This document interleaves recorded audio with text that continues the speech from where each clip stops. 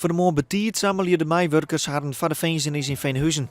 Het is een van de Veenzenissen die het op de nominatie staat om dicht te gaan.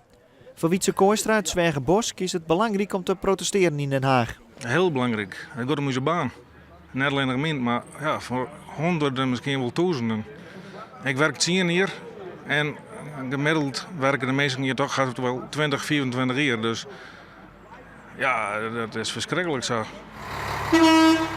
In Den Haag volg je de gevangenismeiwerkers het Kamerdebat hoe de begrutting van het ministerie van Veiligheid en Justitie. Ook het personeel van Ter Apel en Hogeveen is erbij.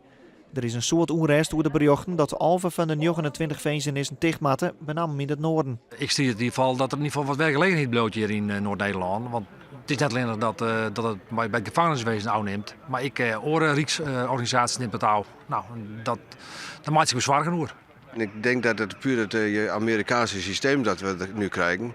Ik bedoel, het is voor het personeel is het niet goed, maar voor de gedetineerden zelf is het ook niet goed. Ik bedoel, persoonlijke begeleiding gaat weg. Ik bedoel, van alles wordt veel minder. Nou, ik denk dat je meer afstand krijgt tussen personeel en gedetineerden. En ik denk ook dat je meer agressie krijgt.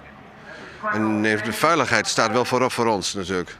Voor de praten van een van de locaties in Veenhuizen lissen zo'n 100 meiwerkers het werken Oerendel. Betekent dat de gevangenen een uren langer in haar cel blijven matten en pas daarna met het dijprogramma beginnen kennen. We laten zien dat we er binnen. Verder kunnen we tot nog toe weinig doen. We moeten merken laten dat we er binnen en dat we het er net mee eens binnen. Op de plan van het kabinet Trogjinnen is de Veenzenis in Ljout de enigste in het noorden die toeblijft. Daar werk je 1200 mensen. Ek die binnen net gereisd over de toekomst. Daarom binnen 5 meiwerkers uit Ljout ek naar Den Haag. Daar ben we geen sinds gerust over.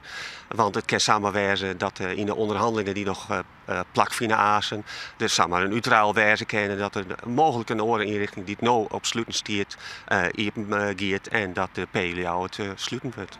In Veenhuizen zal het personeel het net bij deze ene protestdag litten.